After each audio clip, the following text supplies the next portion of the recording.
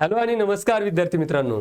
Agriculture related admission प्रोसेसमध्ये आता आपण महत्त्वाच्या टप्प्यावरती वळत आहोत, ज्यामध्ये दिनांक 13 आणि 14 ऑगस्ट या 2 दिवसांमध्ये कॉलेज कोड टाकणं अत्यंत बंधनकारक आणि महत्त्वाचं होतं. आणि ही प्रक्रिया बहुतांश म्हणजे सगळ्याच विद्यार्थ्यांनी केली असेल अशी अपेक्षा करतो. आणि पुढील प्रक्रियेसाठी आपण सुरुवात करूयात. विद्यार्थी मित्रांनो, ॲग्रिकल्चर या ॲडमिशन प्रवेश प्रक्रियेसाठी वाढता कल बघता आणि विद्यार्थ्यांचा या कृषी क्षेत्राकडे वळण्याचा दृष्टिकोन बघत असताना यावर्षी खूप साऱ्या प्रमाणामध्ये ॲप्लिकेशन फॉर्म आलेत. पण म्हणून विद्यार्थी मित्रांनो, एक महत्त्वाचं लक्षात घ्या की आता ॲग्रिकल्चरसाठी जी महत्त्वाची प्रवेश प्रक्रिया आहे, ज्यामध्ये ॲडमिशनचे तुम्ही राऊंडसाठी कॉलेज कोड टाकलेत किंवा प्रेफरन्सेस टाकलेत, परंतु इथून पुढची प्रोसेस काय असेल, आता काय काळजी घेतली पाहिजेत, याविषयीचा हा अत्यंत महत्त्वाचा व्हिडिओ आहे. नमस्कार, मी प्राध्यापक रवी शेळके आपल्या सर्वांचं शिक्षाश्री एज्युकेअर या प्लॅटफॉर्मवरती स्वागत करतो. विद्यार्थी मित्रांनो आणि पालकांनो, आता इथून पुढचा महत्त्वाचा टप्पा असणार आहे, त्यामुळे घाई करू नका, व्हिडिओ शेवटपर्यंत बघा. आणि हो, तुमचं जे प्रेम आहे म्हणजे चॅनलला लाईक आणि सबस्क्राईब करण्याचं, ते मात्र कमी होऊ देऊ नका, कारण तुम्ही चॅनलला सबस्क्राईब केलात तर आम्हाला ऊर्जा येते आणि पुढील व्हिडिओ टाकण्यासाठी प्रोत्साहन मिळतं. बऱ्याच विद्यार्थ्यांचे फोन कॉल झालेत, सर हे प्रेफरन्स टाकूया का, ते प्रेफरन्स टाकूया का, काय केलं पाहिजेत, कुठले टाकले पाहिजेत, कुठले नाही टाकले पाहिजेत, अनेक चर्चा झाल्यात. प्रामुख्याने व्हिडिओ थोडासा लेट होईल, परंतु तुम्ही सुद्धा व्हिडिओ शेवटपर्यंत बघा. काय चुका झाल्यात आणि काय सुधारायच्या आहेत, या सर्वात महत्त्वाचं मी याविषयी आज चर्चा करणार आहोत. परंतु आजच्या व्हिडिओ सुरुवात करत असताना विद्यार्थी मित्रांनो, आपण कशावरती फोकस करणार तर ते बघा की कॉलेज अलॉटमेंट कधी होईल, या महत्त्वाच्या पॉईंट्सवरती आपण चर्चा करतोय.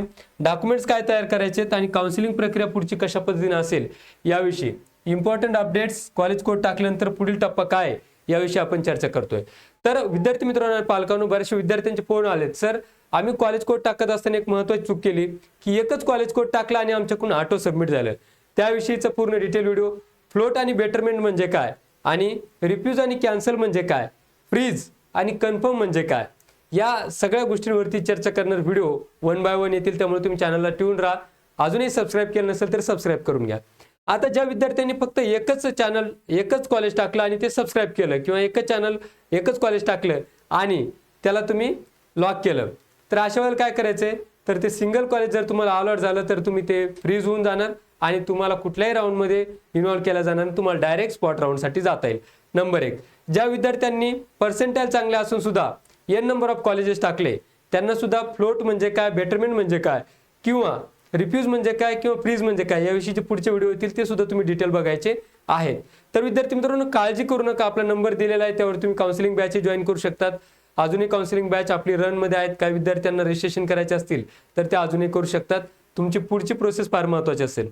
विद्यार्थी मित्रांनो, मला तुम्हाला काही गोष्टी या ठिकाणी सांगायच्या आहेत की बाबांनो, ज्या पद्धतीने तुम्ही कॉलेज टाकलेत, आता मगाशी एक पॅरेंट आले होते, त्यांनी सांगितलं की विद्यार्थ्याला 99.46% असून सुद्धा त्याने 10 कॉलेज कोड टाकलेत. बघा, मला हे म्हणायचं की तुम्हाला जर 99.46 तुमची रँक असेल, जर तुमची रँक 15च्या आतमध्ये असेल, तर फक्त कॉलेज ऑफ ॲग्रिकल्चर पुणे तुम्हाला मिळत असताना तुम्हाला एवढे कॉलेज टाकण्याची गरज नव्हती. आपल्या काउन्सिलिंग बॅचमध्ये जेवढे विद्यार्थी जॉईन होते, एवढ्या सगळ्या विद्यार्थ्यांना आपण टॉप कॉलेजेस, ज्याला आपण टॉप गव्हर्नमेंट कॉलेज म्हणतो आणि टॉपचे प्रायव्हेट ए ग्रेड कॉलेज म्हणतो, हे कॉलेज याच्यासाठी दिलेत की तुम्हाला पहिल्या किंवा दुसऱ्या राऊंडपर्यंत ते कॉलेज नक्कीच लागणार आहेत. त्यामुळे घाई करण्याची आवश्यकता नाहीये. अगदी भरमसाठ 5-50 कॉलेज जर तुम्ही आता टाकले असतील विद्यार्थी मित्रांनो, तर ते राहू द्या. सेकंड राऊंडला किंवा फर्स्ट राऊंडला अलॉटमेंट झाल्यानंतर ते कॉलेज घेऊ नका. सेकंड राऊंडला पुन्हा व्यवस्थित बेटरमेंट करा किंवा फ्लोट करा आणि नंतरच्या राऊंडमधून चांगलं कॉलेज मिळवण्यासाठी नक्की काउन्सिलिंग बॅच जॉईन करा. हे एक सगळ्यात महत्त्वाचं. आता त्याच्या पुढचं, सर मी 10 कॉलेज टाकले परंतु मला ते ठेवायचे नव्हते, किंवा माझ्याच्यानं चुकून जास्तीचे कॉलेज टाकले गेले, किंवा बऱ्याचशा विद्यार्थ्यांनी गव्हर्नमेंट कॉलेज टाकत असताना काय चूक केली की जे नव्यानं सुरू झालेले कॉलेजेस आहेत ते सुद्धा टाकलेले आहेत. तर तुम्हाला माहीत नसेल तर कृपया कॉलेज कोड व्यवस्थित बघा अगोदर, गुगलवरती कॉलेज सर्च करा. याही पलीकडे एका विद्यार्थ्याने तर हाईटच केली. तो विद्यार्थी म्हटला, सर माझ्याकडे एक लिस्ट आहे, ती लिस्ट मी तयार केली, मी टाकू का? म्हटलं कॉलेज व्यवस्थित रीड करा आणि त्यानंतर टाका. तो म्हणला, नाही सर, मी चॅट जीपीटीला कमांड दिली, चॅट जीपीटीवरून लिस्ट तयार केली. तर अगदी डोक्याला हात लावण्यासारखा हा प्रकार विद्यार्थी मित्रांनो. चॅट जीपीटीवर आणि गुगलवरती बऱ्याच प्रकारे खोटी आणि अपभ्रंश करणारी माहिती मिळते. त्यामुळे चॅट जीपीटीच्या आणि याच्या भ्रमात पडू नका. सीईटी सेलवरती जी ऑथेंटिक माहिती आहे त्याच पोर्टलला फॉलो करा, त्यावरतीच माहिती मिळते. त्यामुळे चॅट जीपीटीवरची किंवा गुगलवरची माहिती घेऊ नका. चला पुढे आपल्याला बघायचं की शेड्यूल कशा पद्धतीने असेल.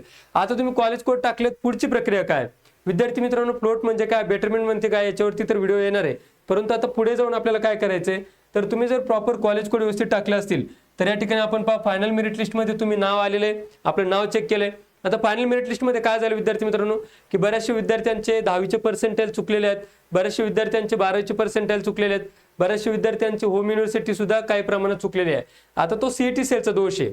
आपलं फायनल मेरिट लिस्टमध्ये नाव आहे, आपल्या होम युनिव्हर्सिटीनुसार आपण कॉलेज कोड दिले, तिथं आपला संपर्क संपतो किंवा तिथे आपली जबाबदारी संपते. आता पुढे होतं submission of the college preferences for first round.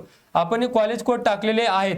ज्या विद्यार्थ्यांचे अजूनही राहिले असतील त्यांनी अजूनही 12 वाजेपर्यंतचा वेळ त्यांनी टाकू शकतात किंवा पुढच्या राऊंडसाठी तुम्ही टाकून इन्व्हॉल्वमेंट होऊ शकते, काय घाबरायची गरज नाही.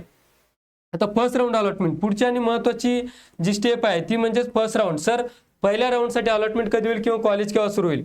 तर विद्यार्थी मित्रांनो फर्स्ट राऊंड अलॉटमेंट जे आहे त्याची लिस्ट लागणार आपल्याला 16 तारखेला सायंकाळी. आता सीईटी सेल फार सकाळी सायंकाळी म्हणतात, सकाळी 5:30 वाजता लावत आहे, बरोबर आहे. तर 17 तारखेला लागू शकते, 16 तारखेला लिस्ट लागेल त्यावेळेला तुम्ही ते बघायचंय. आता पिरियड ऑफ रिपोर्टिंग म्हणजे काय, तर 17 आणि 19 तारखेला तुम्हाला जाऊन ऍडमिशन कन्फर्म करायचे आहेत किंवा ऍडमिशन फ्लोट किंवा बेटरमेंट करायचे आहेत. ही जे दोन प्रक्रिया तुम्हाला कधी करायच्या आहेत, पहिल्या राऊंडसाठी 17 आणि 19 तारखेला. हे दोन महत्त्वाच्या प्रक्रिया आपल्याला करायच्या आहेत. फ्लोट म्हणजे काय, बेटरमेंट म्हणजे काय किंवा रिफ्यूज आणि कॅन्सल म्हणजे काय, याविषयी उद्या सकाळी पुन्हा व्हिडिओ येणार आहेत. चला पुढे.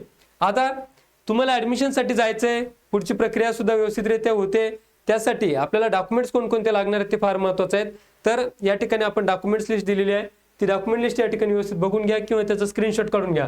हे जे डॉक्युमेंट्स आहेत, सीईटीचं तुमचं मार्कशीट असेल, नीटचं 10th मार्कशीट, टीसी सर्टिफिकेट, दाखला, 7/12, शेतकरी असल्याचं प्रमाणपत्र, त्यानंतर जात प्रमाणपत्र, व्हॅलिडिटी, नॉन क्रिमिलियर, प्रकल्पग्रस्त, क्रीडा प्रमाणपत्र, EWS, NCC, NSS, दिव्यांग प्रमाणपत्र, पासपोर्ट साईज फोटोग्राफ, देन उमेदवाराची स्वाक्षरी, अशा प्रकारचे डॉक्युमेंट्स आपल्याला त्या ठिकाणी लागतात. त्यानंतर पुढील आणि महत्त्वाचं असतं तुमचं परिशिष्ट ई वगैरे. आता बरेचसे विद्यार्थी विचारतात की सर ते परिशिष्ट ई वगैरे कुठे भेटेल हो? तर ते तुम्हाला कॉलेजमध्ये मिळतं विद्यार्थी मित्रांनो. तुमची स्वाक्षरी वगैरे घेऊन जा, बाकीचे डॉक्युमेंट्स तुम्हाला त्या ठिकाणी मिळतात. अशा पद्धतीने आपले डॉक्युमेंट्स वगैरे रेडी करायचे आपल्याला. आता विद्यार्थी मित्रांनो सगळ्यात महत्त्वाचं काय, तर आता तुम्ही प्रेफरन्सेस भरलेले आहेत, लॉग इन करून एकदा चेक करा व्यवस्थित. लॉग इन करा, आपले प्रेफरन्सेस सबमिट आहे का ते बघा.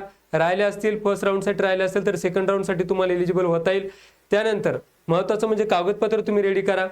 प्रेफरन्सेस मिळाल्यानंतर, पहिलं प्रेफरन्स मिळाल्यानंतर काय करायचंय, 10 मिळाल्यानंतर काय करायचंय, फ्लोट बेटरमेंट याविषयी डिटेल व्हिडिओ येणारच आहे. परंतु सद्यस्थितीमध्ये तुम्ही फोकस करा तुमच्या पर्सेंटाईलवर, डॉक्युमेंट्सवर आणि शेड्यूलवरती. तर 16 तारखेला लिस्ट येईल, पुन्हा भेटूया 16 तारखेला. परंतु चॅनलवरती फ्लोट, फ्रीज आणि रिफ्यूज हे महत्त्वाचे व्हिडिओ येणार आहेत. ते व्हिडिओ बघितल्याशिवाय पुढची कुठलीही प्रक्रिया करायची नाही.